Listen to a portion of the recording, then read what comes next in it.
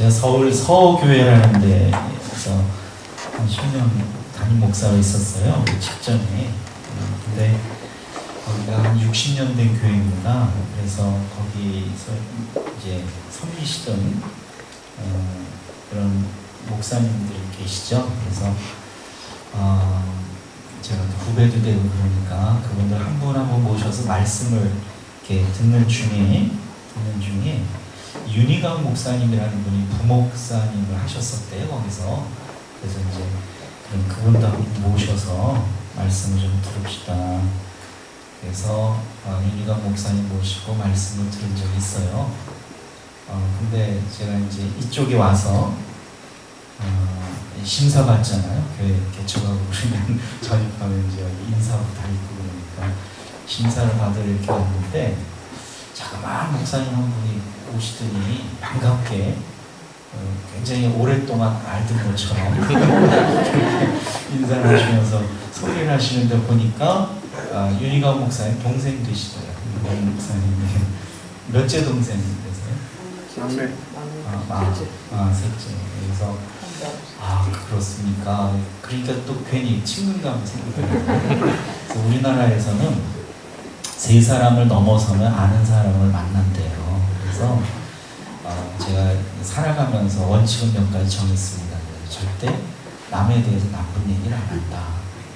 그 다음에 나쁜 짓 안 한다. 왜냐면 언제나 다 만납니다. 다 만나요. 뭐 속담처럼 원수는 어디서 만난다고요? 외나무 다리에서 만난다고. 그래서 근데 만약에 막 나쁜 말을 했는데 딱 마주치면 얼마나 민망하겠어요, 그렇죠? 그리고 내가 또 잘못을 해서 그 가까운 사람들은 피할 수 있을지 모르지만 언제 또 만나게 되면 얼마나 그렇겠어요. 그래서 제가 이제 그런 원칙을 정하고 지금까지 살아오는데 모르겠어요. 또 다른 분이 볼 때는 모르죠.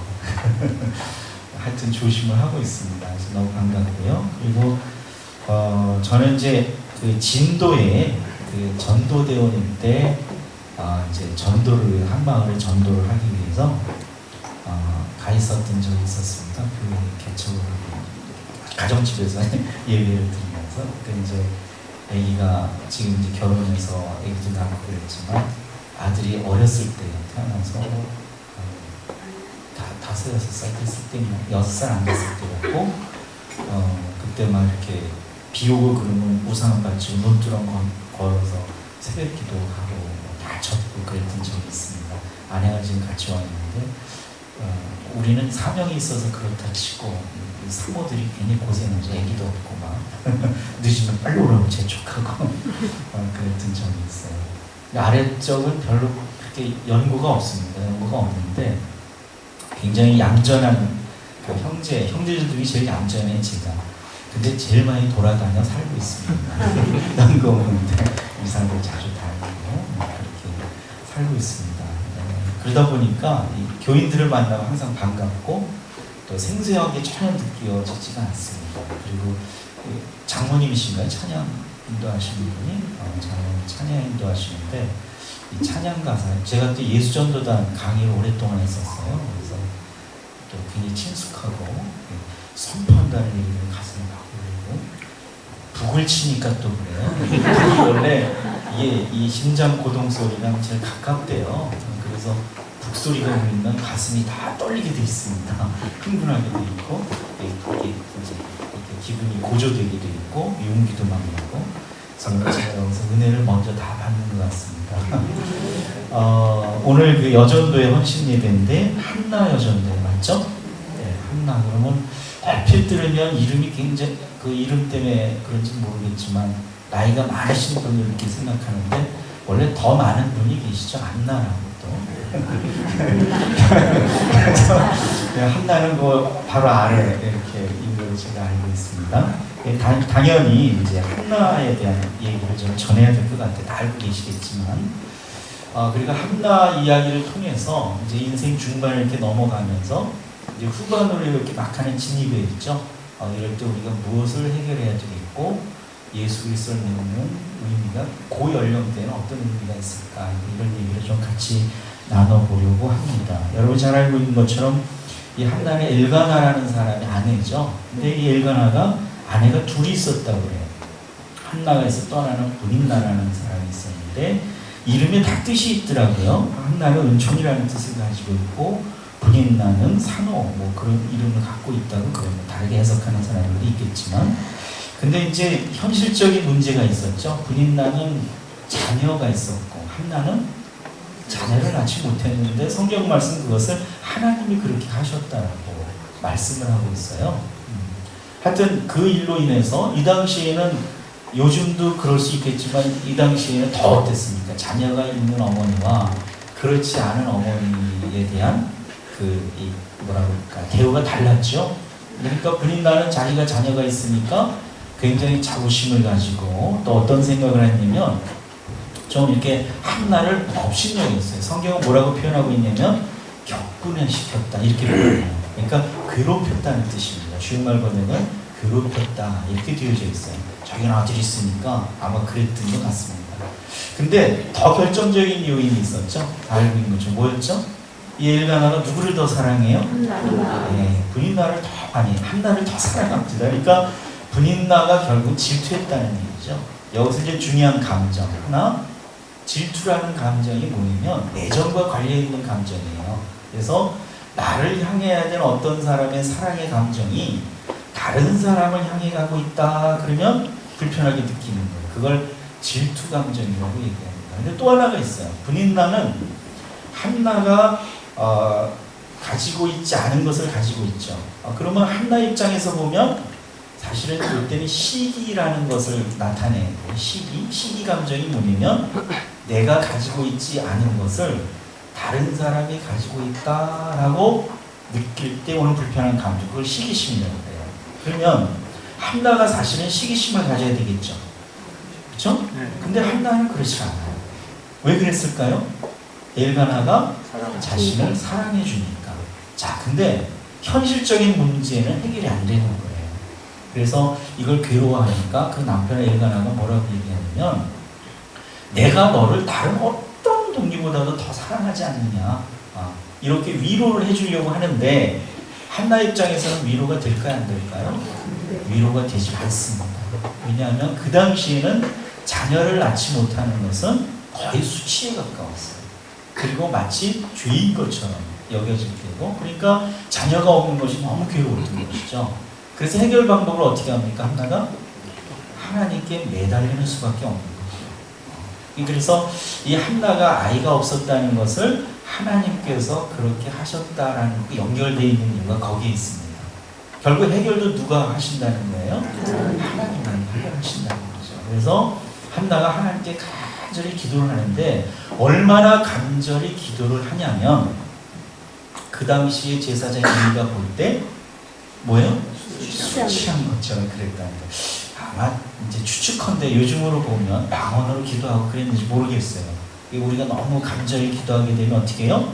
하나님과 영적으로 교통하는 언어를 사용하게 되는데 그 언어가 이제 이게 방언이란 말이죠. 그러니까 아마 그런 모습이 있었는지도 모르겠어요. 그러니까 사도행전에도 보면 초대교회에 방언 성령이 임하셔서 많은 사람들이 방언을 하게 되니까 주변 사람들이 그걸 이해하지 못해서 뭐라고 얘기했다고 그랬어요? 쟤도 술 취한 거다. 그렇죠? 그러니까 그거 비슷했는지 모르겠어요. 근데 이때 또 격분되는 게 있습니다. 그게 뭐냐면 한나가 열심히 이제 기도하고 하나님을 섬기는 과정에 엘가나가 그런 것을 잘 돌봐줬어요. 줄 것도 더 주고 다녀올 때 또 노작도 더 주듯이 그렇게 열심으로 또 뒷받침해주고 그런 것이 또 있었던 것이죠. 이것이 또 분인나의 마음을 괴롭게 했던 겁니다. 그러니까 분인나가 이것 때문에 또 누구를 괴롭혀요? 한나를 또 괴롭히게 되는 거죠. 근데 어쨌거나 이런 기도를 했을 때 하나님께서 그 기도를 들으셨을까 안 들으셨을까요? 여러분 진실한 기도, 간절한 기도는 하나님께서 응답해 주심을 믿으시기 바랍니다. 저도 그런 경험이 있어요. 저는 원래 이제 감리교 출신입니다. 그리고 결혼을 또 해서 같은 교회 다니는 선배님이 나를 붙잡았는데 내가 선배님을 붙잡았는지 모르지만 하여튼 친아내하고 결혼을 했습니다. 그랬는데 감리교에서 목회를 하려고 했더니 신학교가 다르잖아요. 나는 서울신학대학을 나왔단 말이에요. 서울신학대학으로 왜 다녔느냐? 집에서 제일 가까웠기 때문에 갔습니다. 나는 집이 인천이고 부천에 있었기 때문에. 근데 목회를 하려고 하다 보니까 감리교회에서 하려고 그러면 감리교회 신학대학에서 소정의 과정을 또 마쳐야 된대요. 그게 이제 헌법과정 뭐 이런 거 한 1년 좀 더 해야 된다는 거예요. 이게 안 되겠다. 그래서 그러면 성결교회, 내가 성결교회 신학교를 나왔으니까 자격증이 그렇게 돼 있으니까 성결교회로 옮겨야 되겠다. 그래서 이제 가야 되는데 문제가 뭐냐면 연구가 아무도 없는 거야. 아는 사람이 하나도 없는 거야. 난 감리교회에서 계속 성장을 했으니까. 그래서 기도밖에 없구나. 그리고 이제 기도를 해야 되는데 그때 결혼해서 아이를 낳을 때가 됐어요. 근데 보니까 낳기 몇 주 전에 알게 된 게 뭐냐. 아내가 순산할 수가 없대요. 수술을 해야 된다는 거예요. 요즘 어떤지 모르지만 그 당시에는 이 의료보험 적용이 안 돼가지고 수술비가 필요한데 나는 돈이 없었어요. 그 당시 이제 그 전세에 얻어 있던 사골스 방이 110만 원인가 그랬어요. 그래서 그 방을 빼서 처갓집으로 짐을 옮겨놓고 이제 그걸 병원비를 이제 하려고 했던 거죠. 그 문제가 생겼죠. 임지 문제가 생겼어요. 그래서 안 되겠다. 기도해야 되겠다. 그래서 제가 40일을 작정을 해놓고 이제 새벽마다 열심히 이웃교회, 장로교회, 집 근처 교회에 가서 기도를 했습니다. 감리교회는 사임을 하고 그리고 이제 기도를 하는데 안 풀리는 거예요. 전세도 안 빠지지, 어디서 오라는 데도 없지. 그랬는데 참 하나님이 기가 막히게 역사하시는데 40일이 다 끝났을 때 총회본부에서 연락이 왔어요. 노영찬 전도사님이니까 네, 황명식 목사님이라는 분이 계시는데 여기서 만나자고 합니다. 네, 그래서 제가 이제 누군지 몰라요, 그분. 네, 그래서 쩔레쩔레 갔어요.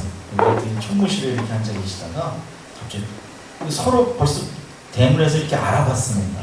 저분인가 보다. 통성명도 없었는데 그래서 이제 인사를 하고 백지를 하나 딱 주시더니 이력서를 쓰라는 거예요. 그래서 이력서를 써 이렇게 드렸더니 읽어보시지 않고 됐어? 다음 주부터 와 그러시는 거예요. 그래서 하나가 해결이 됐어요. 그리고 이제 집에 왔는데 전세방이 빠졌다는 거죠. 그래서 이제 입원비, 아기 출산비를 준비할 수가 있었어요. 여러분, 하나님은 그렇게 역사하셔요. 저는 그러다가 이제 총회본부 간사로도 일하고 이런 여러 가지 3년 동안 이제 일을 하다가 전도대원으로 이제 임명을 하고 그리고 이제 목사 안수를 위해서 준비하는 과정에 병이 발생해요. 이게 이제 B형 간염. 난 그걸 몰랐는데 모태감염이었던 거죠. 이게 전도대원 활동하고 막 이런 돌아다니는 과정에 발병이 된 겁니다. 그래서 한 번은 겨우 거쳤어요. 이제 이겼어요. 근데 두 번째 하는데 굉장히 심한 거예요. 그래서 일을 다 그만둬야만 됐던 거죠. 굉장히 이제 죽을 뻔했습니다. 그러다 보니까 나는 목회하기가 어렵구나. 그래서 그때 이제 내가 94년도에 6월 달에 17일 날짜도 기억하는데요. 인천 가정문화원하고 가정사역연구소를 이제 설립을 하고 이제 그런 일을 하기 시작했던 거예요. 치유의 일, 상담의 일, 어려운 가정을 돕는 일 이런 것을 시작을 했던 겁니다. 그러다가 이제 지나가는 투로 나는 이렇게 기도한 적이 있어요. 몸이 좀 회복되고 나이가 한 50쯤 되면 이제 철도 좀 들고 그럴 테니까 그때 목회하라고 하나님이 부르시면 뭐 해도 되겠다. 그리고 이제 그런 기도를 지나가듯이 했어요. 근데 어느 날 서울교회라는 데서 이제 담임 목사님이 안 계신다고 설교 좀 해달라고. 그래서 난 한 번인 줄 알았어, 오늘처럼. 그래서 설교하러 갔는데 끝나고 났더니 갑자기 장로님들이 오시더니 계속 해주시면 안 되냐는 거예요. 그래서 6개월 동안 설교 목사로 있었어요. 그러다가 이제 그해 2005년도 그해 12월 25일이 주일이었어요. 근데 이제 그날 설교를 끝냈더니 장로님 오시더니 그만하셔야 된대요. 이제 담임 목사를 정해야 되기 때문에 당신은 그만해야 된대요. 다 이제 선을 봐야 되니까 그러자고요. 그랬는데 갑자기 일이 이상하게 그렇게 된 2주 만에 뭐라고 연락이 왔냐면 교인들이 당신을 담임 목사로 정하고자 합니다. 그랬던 거예요. 근데 나는 그때 일이 굉장히 많았어요. 연세 상담실에 상담 전문위원으로 있었지. 그 다음에 새사랑교회라고 있습니다. 거기 상담실 하고 있어요. 두란노 일하고 있었지. 인천에 제 사무실 있었지. 그리고 박사학위 이제 난 쓰기만 하면 끝나게 돼 있었어요. 근데 그 얘기를 딱 듣는 순간 난 이거 거절해야 되나 보다 이러고 있었는데 스치는 게 있었어요. 제가 지나가듯이 기도했대요. 그게 나이 50이 되면 하나님이 부르시면 목회해야 되겠다. 그런데 그때가 제가 부임한 날짜가 만 50세였습니다. 정확하게. 그게 딱 스쳐가는 거예요. 그때 소름이 쫙 끼치면서 이거 거절할 수가 없는 거구나. 그래서 제가 방 4개를 빼고 이제 담임 목사라는 직함을 갖게 됐습니다. 이제 그러다가 담임 목사를 하면서 무슨 생각을 했냐면 10년 열심히 해보고 리더십이 안 되면 그만둬야지 이제 그랬어요. 근데 10년째쯤 될 때 그 신호가 온 거예요. 그래서 제가 작년도 12월 달에 사임을 했습니다. 그래서 문제가 있어서 사임한 건 아니고 제가 그냥 사임을 했어요. 그리고 이제 나는 하던 가정사역, 또 요즘 이제 자살예방센터 센터장으로 있는데 그런 일을 더 열심히 하자. 사회적인 일을 열심히 하자. 이제 나이도 그만큼 됐으니까. 그러고 있는데 갑자기 저 광주에서 개척하는 분들이 예배를 드리는데 설교자가 없다고 또 설교 와서 해달래요. 그래서 나는 그냥 또 한 번 하면 되나 보다. 그리고 이제 KTX 타고 왔습니다. 그리고 이제 설교하고 하는데 분위기가 이상해 아무래도. 그래서 제가 그랬습니다. 젊은 분들이 많으니까 나는 생각하지 마십시오. 나는 지금 계획한 일이 너무 많습니다. 이제 그랬어요. 그랬는데 또 어떻게 해서 결정이 또 됐다는 거예요. 그때 또 생각해 봤습니다. 그때 제가 후암백합교회 협동 목사로 이렇게 이제 등록을 하면서 김세진 목사님, 그 담임 목사님하고 얘기하면서 이렇게 얘기했어요. 이제 저는 마지막 인생을 개척교회를 돕고, 근데 이게 단순히 돕는 게 아니고 컨설팅처럼 정말 실질적인 것을 이제 도와주고 이런 일을 하는 것을 평생으로 보내겠습니다. 그랬어요. 근데 그게 또 스쳐가는 여러분, 하나님 앞에 말은 책임져야 됩니다. 말은 책임져야 돼요. 그때 제가 알았습니다. 하나님은 기도를 들으시고 그게 농담조를 하더라도 그 기도가 하나님 입장에서 보면 피하다면 반드시 들어 쓰시는 분이십니다. 그래서 저는 혹시 여기에 사역이나 어떤 사명을 위해서 고민하고 계시는 분들이 계시다면 고민하지 마세요. 하나님은 때가 되면 여러분이 정말 그렇게 진실히 기도하고 있다면 반드시 들어 쓰십니다. 있으니까 야곱처럼 서두르지 마세요. 야곱이 서두르다가 혼났잖아요. 그렇죠? 야곱이 그 어머니하고 뭘 잘못했어요? 태어날 때부터 약속을 받은 사람들. 태어날 때부터 약속을 받은 사람들인데 그걸 실질적으로 믿었어요? 안 믿었어요? 못 믿었어요. 그래서 자기들 꾀로 하려고 그러다 문제가 생긴 거예요. 예수하고도 문제가 생긴 거예요. 그래서 나중에 어떻게 해야 돼요? 삼촌집으로 피난을 가서 자기가 했던 그대로 10번을 똑같이 되다가 하잖아요. 그때 깨달은 거예요. 그때 그 삼촌집으로 가면서 진짜 하나님을 만나죠. 하나님이 여기도 계시구나. 하나님의 거룩성, 신성성을 경험했을 때 야곱은 땅의 사람에서 하늘의 사람으로 바뀝니다. 완전히 바뀌었을 때 그때 고난을 대하는 태도가 전혀 달라지는 거죠. 그러니까 한나도 어려울 때 다른 방법이 다 있었을 거예요. 다른 사람들처럼 똑같이 하는 방법이 분명히 있었을 거예요. 분인나가 나를 괴롭히면 나도 어때요? 내가 남편의 사랑을 더 받고 있으니까 만약에 한나가 마음만 먹었다면 분인나를 어떻게 할 수 있었겠어요? 예, 그렇게 분인할 수 있었을 거예요. 아주 코가 납작하게 할 수 있었을 거예요. 또 왜 한나라고 시기심이 없었겠어요? 자기는 아이가 없는데 분인나는 아이가 있잖아요. 시기심이 왜 없었겠어요? 근데 그것을 다스렸습니까? 못 다스렸습니까? 다스렸어요. 근데 분인나는 못 다스렸어요. 결국은 한나는 기도를 해서 사무엘이라는 훌륭한 아들을 얻었을 뿐만 아니라 성경 말씀 보니까 자녀를 3년을만 준 게 아니에요. 그 뒤에 더 태음을 열어서 자녀를 더 주셨습니다. 자, 이때 이제 한나가 하나님 앞에 감사의 기도하는 내용이 사무엘상 2장에 나옵니다. 여기서 한나의 엄청난 신앙을 바랍니다. 첫째가 뭐냐면요, 하나님은 정말 위대하시고 완전하신 하나님이시다.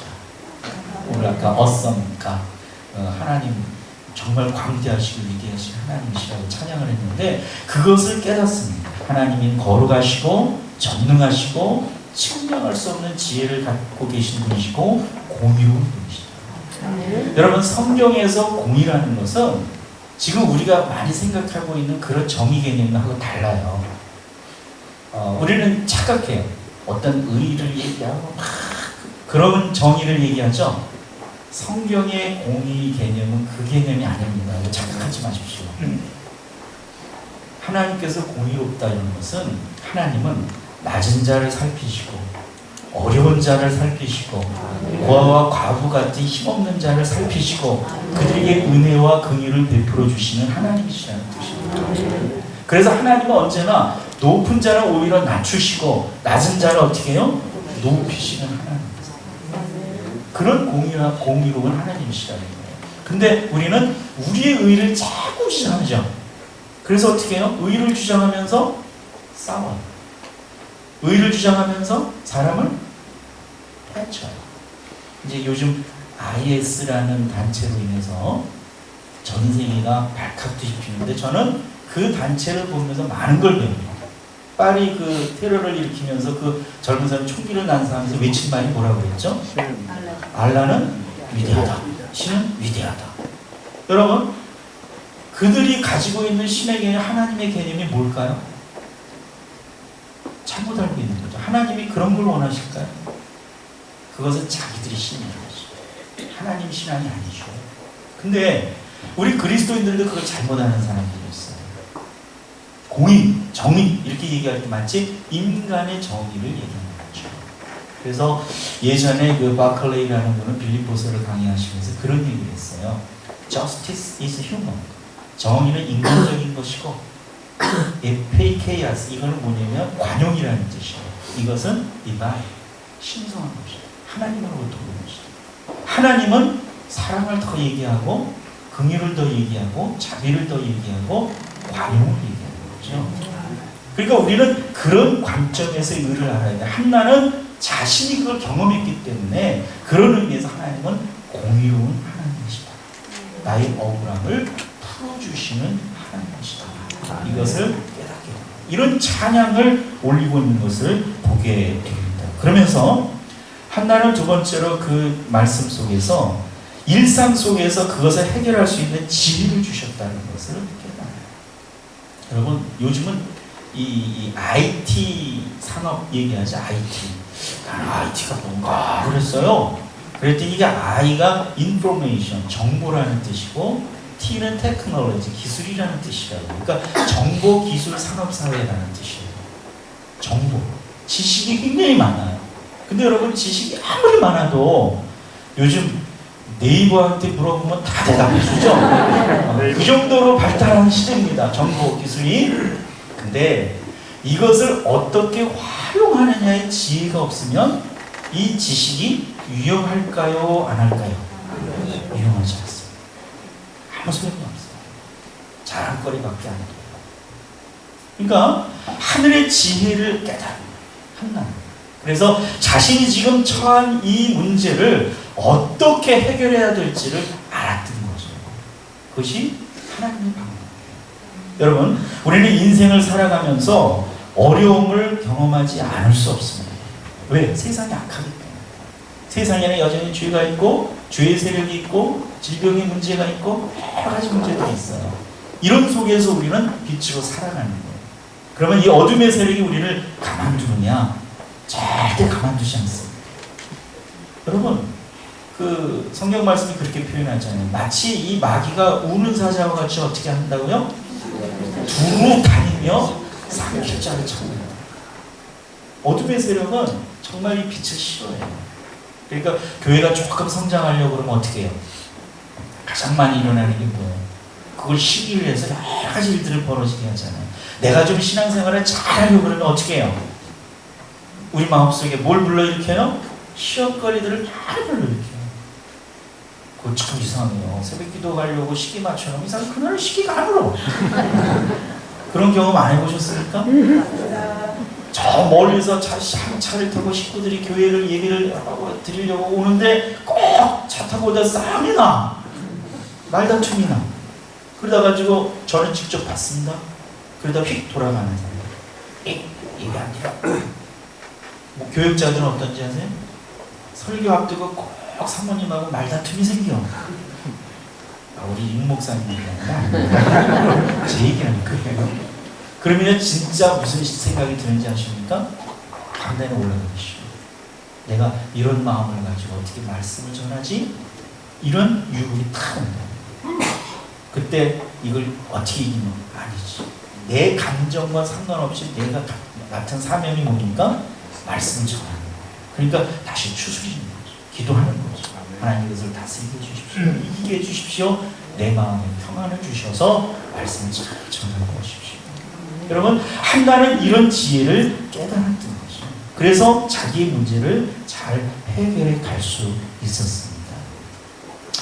오늘 이제 이게 헌신대회잖아요. 그래서 여러분에게 여러분의 연령에 이제 연령쯤 되었을 때 새로운 차원의 어떤 신앙생활을 우리가 어떻게 할까? 이거 이제 숙제로 제가 말씀드렸어요. 시편을 읽어보면 시편의 구조가 그래요. 첫째는 인생을 다 태어나서 부모의 보호를 받으면서 성장하게 되면요, 모든 것이 영어 표현으로 오리엔티드된, 정향된, 모든 것이 고난도 당해보지 않았지, 어려움들도 당해보지 않았지, 큰 책임도 져보지 않았지, 세상이 다 편해 보이는 거예요. 애기들 이제 조금 걷기 시작하고 그러면 엄마 손 뿌리칩니까? 안 뿌리칩니까? 뿌리치죠. 왜 뿌리치는지 아세요? 나 이제 다 알 것 같은 거예요. 엄마도 필요하지 않다는 거죠. 이게 누워서 겨서 세상을 보는 이 감과 이게 벌떡 일어서 보는 세상이 달라요. 그러다가 어느 날 이제 리모컨 한번 이렇게 밟았다가 꺼졌다 켰다 이게 이제 이거 발견하고 나서 자기가 이게 눌러보고 켜지고 꺼지고 그러면 세상 모든 게 자기 손으로 다 되는 줄 알아요. 요즘 또 휴대폰 얼마나 잘 만지니까 애들이. 그러다가 이제 나이가 들어서 세상에 딱 이제 접하게 되면 무슨 콜라를 겪게 돼요. 고난을 만나. 이걸 이제 디스오리엔티드 된, 비정형된, 혼란된, 그렇게 얘기합니다. 시편을 읽어보면 이게 나와요. 다윗은 이럴 때 기도하죠. 하나님, 저 원수들이 나를 죽이려고 합니다. 함정을 파려고 나를 빠뜨리려고 합니다. 이런 고민, 나를 비방합니다. 이런 것 때문에 내가 지금 뼈가 새카맣게 타들어가고 속이 다 녹아지게 되었고 나는 잠도 자지 못합니다. 마치 장모지는 자세가 이 지붕 위에 앉아서 밤새 울고 싶으시는 것, 그런 심정입니다. 여러분, 인생을 살다 보면 이제 한나 여전도의 연령쯤 되다 보면 예비 할머니도 되고 할머니도 되고 그러다 보면 이게 경험돼요. 여러 가지 씁쓸한 인생의 문제들을 우리가 만나게 되는 거죠. 이럴 때 우리는요, 하나님을 다시 만나는 거예요.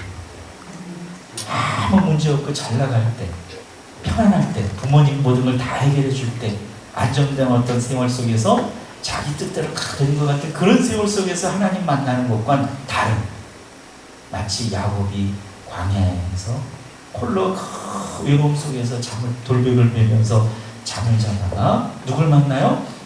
하나님을 만나는 거죠.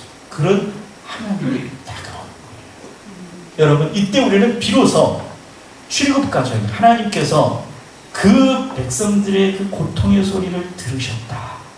그래서 그 선조들과 맺은 언약을 기억해내셨다가 어떤 의미인지 알게 되는 거예요. 하나님은 사실 그때 우리 삶 속에 정말 들어오시는 하나님, 내 고통 속으로 들어오시는 하나님, 내 마음 속으로 들어오시는 하나님. 그래서 그것을 어루만져 주시고 싸매어 주시고 위로하시는 하나님이시라는 거죠. 왜 이것을 로마서의 사도 바울은 뭐라고 말하냐면 성령께서 말할 수 없는 탄식으로 우리의 연약함을 아시고 우리 속에서 이것을 대언하고 계시죠. 여러분, 하나님이 어디 계시죠? 여러분 안에 벌써 계시죠. 여러분 안에 계시기 때문에 여러분이 어떤 생각을 하는지, 어떤 괴로움이 있는지, 어떤 고민이 있는지, 뭘 바라는지, 무엇 때문에 내가 지금 가슴이 녹아질 정도로 아픈지, 이것을 누구보다도 체휼하심이 아는 분이 누굽니까? 성령 하나님입니다. 근데 그 하나님이 그 성과 하나님과 삼위일체 하나님이시기 때문에 이걸 통달하며 아신다는 거죠. 그래서 이것을 하나님께 대언하며 기도하고 계시다. 그래서 우리가 알거냐 하나님을 사랑하는 자 곧 그 뜻대로 부르신 이쁜 자들의 모든 것이 하나님의 선을 이루느니라. 이 확신을 우리가 갖게 되는 겁니다. 그러니까 여러분, 한나 여전대 회원 여러분, 또 성도 여러분, 인생에 혹시 고민이 있습니까? 어려움이 있어요? 지난날에 어려웠던 경험들이 있어요? 아픔이 있어요? 예수 안에서 그것을 다 내려놓으시기 바랍니다. 여러분, 그것을 빨리 내려놓을 때 앞으로 나갈 수 있어요. 제가 이제 두란노에서 한 10몇 년 동안 내적 치유, 이제 주제가 뭐냐면 내면 치유와 가정이라는 주제로 이제 봄학기, 가을학기에서 10여 년 동안 강의를 했었어요. 이건 워크숍 프로그램입니다. 그래서 많은 분들이 얘기를 들어봐요. 근데 이분들은 거기 오신 분들이요, 저기 비용대 문제 그거 해결하기 위해서 오시는 분들이에요. 동기가 분명한 분들이죠. 이분들이 해결하고 싶은 게 뭐냐면 상처를 치유하고 싶다는 거예요. 내면을 치유하고 싶다는 거예요. 근데 이분들은 치유를 어떻게 생각하고 있을까 하고 얘기를 해봤어요. 그랬더니 치유를 어떻게 생각하는 거냐, 나를 아프게 했던 그 과거의 모든 것을 싹 없애고 싶은 거예요. 자, 질문 없어질까요? 사라질까요? 그럴 것 같으면 고민도 안 되지. 나를 괴롭히는 문제도 아니지. 잊을 수 있는 거라니. 이게 얼마나 괴로운지 안 잊어져요. 용서하려고 하면 이게 다시 그냥 올라와요. 제가 자살 예방 활동을 하는 이유가 저희 아버지 때문이에요. 아버지가 스스로 목숨을 끊으셨어요. 용서를 못해서. 용서의 문제가 돼요. 여러분, 용서가 그런 거예요. 그래서 저는 아버지 문제로 인해서 또 이 용서 문제 때문에 또 괴로움을 당했어요. 용서했는지 알았는데 어느 날 다시 그분을 만나니까 속에서 불덩이가 튀고 올라. 그때서야 저는 예수님께서 이 원수를 사랑하라, 또 용서를 어떻게 해요? 이런 것이 7번이라도 해라. 그 말씀이 어떤 의미인지 알았어요. 여러분, 씻어버리는 게 아니고 없애버리는 게 아니고 해석이 달라져요. 한나는 그런 사람이었어요.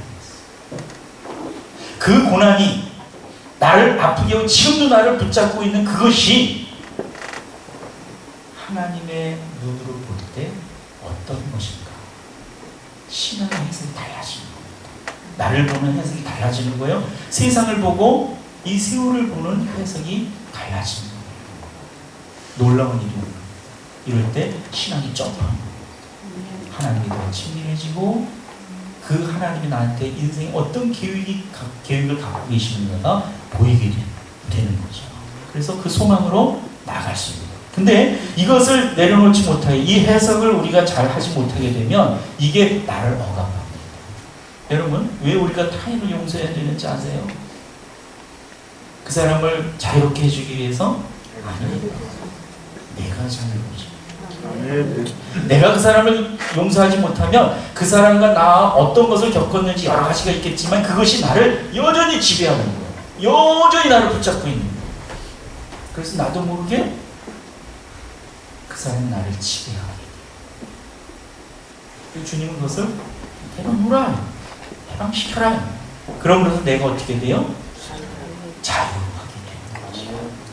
한나는 그것을 할 줄 알았던 사람이에요. 그래서 하나님의 축복을 받게 된 거죠. 자, 예수님께서 인자에 온 것은 섬김을 받으려 함이 아니고 우리를 섬기려 하고 자기 목숨 많은 사람이 대속으로 주려 하는 거야. 오늘 본문 말씀을 그렇게 하셨어요. 이게 이제 어떻게 연관되는 걸까라는 거예요. 저는 이 치유 사역을 하면서 깜짝 놀랐던 게 이 구절이었어요. 오늘 가만히 이 구절을 묵상해, 이 마태복음에 똑같은 구절이 있는데 묵상해 보니까 예수님이 이 세상에 오신 것은 섬김을 받으려 함이 아니요 섬기려 한다고 했어요. 근데 가만 보니까 누구를 섬기고 우리를 섬긴다는 거예요. 근데 이분은 창조주예요. 우리를 지으신 분이에요. 오셔서 요구하시고 권위하시고 다스리시고 통치하시고 해도 모자라지 않는 분이에요. 그런 권한을 갖고 계신 분이고 그런 주권을 갖고 계신 분이에요. 근데 그분이 빌립보서의 말씀처럼 그것을 다 버려두고 같은 대로 내려오셔서 우리를 섬기십니다. 이게 갑자기 이렇게 이제 현실적으로 와닿는데 전율이 막 일어납니다. 이게 그런 의미가 여기 숨어 있고. 두 번째, 그러면 섬겨서 어떻게 하시겠다는 거야? 이런 질문을 해봤어요. 여러분, 우리는 보통 어떤 사람을 도와주고 어떤 사람을 이제 격려해주고 가르친다 그럴 때 지배하려고 하는 경우가 많습니다. 독점하려는 경우도 많고요. 그래서 자기 가지고 있는 걸 막 이렇게 심어주려고 하는 그런 생각을 하는 경우가 많아요. 근데 묘한 게요. 그렇게 하면 할수록 상대는 옥맥이 주고 이렇게 돼요. 더 속박이 됩니다. 더 힘을 잃어요. 참 이상해요. 자녀들이 아버지가 권위를 가지고 막 가르치려고 해보십시오. 청소년쯤 되게 되면 아버지의 그 권위에 맞서려고 합니다. 갈등이 더 일어나요. 어머니가 딸을 어떻게 가르치려고 해보십시오. 맞서요. 여기서 깨닫는 게 뭐냐면 이 섬김의 의미가 다른 의미로 바꾸면 뭐냐면 이게 empowering, 능력 부여. 그러니까 예수를 믿고 새로운 존재가 되어서 살아갈 힘을 공급하시는 방법을 하나님은 사랑과 섬김으로 가르쳐주고 계십니다. 그러니까 여러분, 자녀들에게 힘을 주시려면 자녀를 어떻게 해요? 섬기세요. 진심으로 섬기세요. 남편에게 힘을 주시기를 원하면 아내들은 어떻게 해요? 남편을 섬기세요. 아내들이 힘을 갖기를 원하면 남편들, 아내들은 어떻게 해요? 섬기세요. 아직 결혼하셨는지 안 하는지 모르겠지만 섬기세요.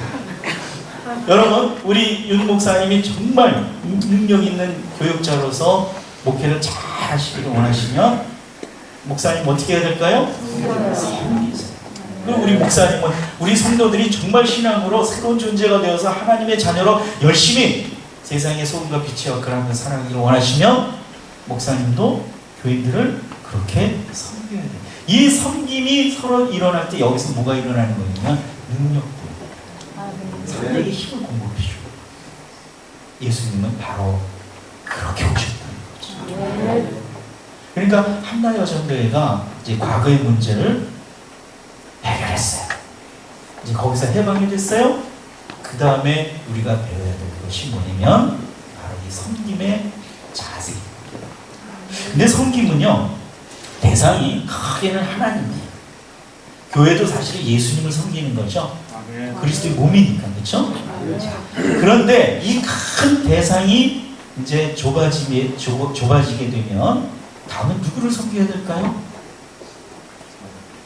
예? 성경의 원리가 어떻게 돼 있을까요? 자, 이제 고민해요. 왜냐하면 나를 해야 될지 타인을 해야 될지 고민하죠.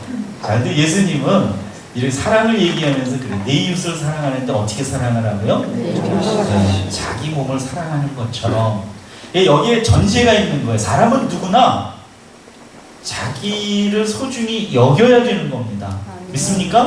네. 왜 그럴까요? 하나님이 이 세상에 어떤 것보다도 우리를 소중히 여겨주시니까. 나도 나를 어떻게 해야 돼요? 소중히 여겨야 돼요. 그래서 그리스도인의 겸손은 자기 비하적 겸손이 아니에요. 자기를 진정 사랑하기 때문에, 자기를 소중히 여기고 존중하기 때문에 오히려 겸손을 취합니다. 근데 이것을 잘못 아는 사람들이 자기를 큰 비하하고 막 그런 사람이 있어요. 그래서 자기는 스스로를 비하는 말을 안 하는 게 좋아요. 이것이 될 때 타인도 소중하다는 걸 정말 깨달아요. 그래서 상대를 또 섬겨주게 되는 거죠. 가정에서도 마찬가지예요. 자, 그러면 제가 얘기해요. 우리 여성분들이 계셔요. 화장을 열심히 하는 분이 있고 안 하는 분이 계셔요. 그렇죠? 네. 화장 안 하는 분이 있네, 보니까. 자기를 가꾸는 사람이 건강할까요? 가꾸지 않은 사람이 건강할까요? 남자분들 열심히 운동하는 분이 있고 운동 안 하는 분이 있어요. 그죠? 자기를 가꾸는 남자가 건강한 사람일까요? 가꾸지 않는 사람이 건강할까요? 자기를 소중히 아는 사람은 갖고 갑니다. 그래서 제가 왜 이 얘기를 하느냐, 영적으로도 똑같은 겁니다. 정말 남을 섬길 수 있는 사람은요, 누구냐? 힘이 있어야죠. 그쵸?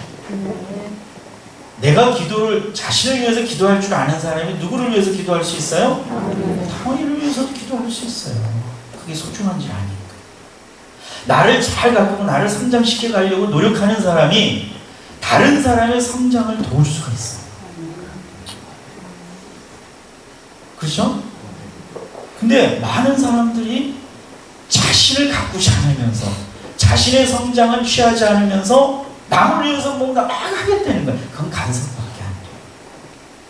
그래서 결국은 자기를 위한 것이 되죠. 이걸 갖다가 소유적 사랑이에요. 엠파워링이 아니고 소유가 돼요. 사랑의 소유가 되면 상대를 파괴합니다. 집착하게 되고요. 그래서 심지어는 자기를 떠날 것 같으면 어떻게 하려고 그래요? 요즘 죽이는 일이 생기잖아요. 이렇게 되는 거예요. 왜 그럴까요? 한나처럼 자기의 과거 문제를 해결하지 못한 사람, 한나처럼 해결하지 못하고 거기에 얽매여 있는 사람들, 이런 사람들이 그렇게 돼요. 그러니까 진정으로 섬김을 배운다는 것은 그런 의미가 담겨 있다는 거죠. 온전하게 이것을 이루신 분이 예수님입니다. 그래서 우리 이제 벌써 3시 15분이네요. 이제 마쳐야 될 시간인데, 여러분 헌신 예배를 통해서 이 한나의 경우를 통해서 이런 진리가 담겨 있다는 것을 이제 발견하시고 이렇게 기도하면서 이루어가는 성도 여러분이 다 되시길 바랍니다. 우리 교회가 더 성장할 수 있도록 한 가지만 더 얘기할게요. 저는 교회를 개척을 해서 이렇게 성장시키는 목회자들을 보고 굉장히 존경합니다. 저도 개척도 해보고 다 해봤지만 그 쉬운 거 아니거든요. 이게 참 대단한 거예요. 그런데 그런 교회를 섬기면서 같이 또 그 부흥을 이루고 또 함께 동참한 성도들도 대단한 겁니다. 여러분들 다 소중한 거예요. 그래서 서로 그런 영적인 자부심을 가지고 날로 부흥하는 순천 연영교회 간절히 축원합니다.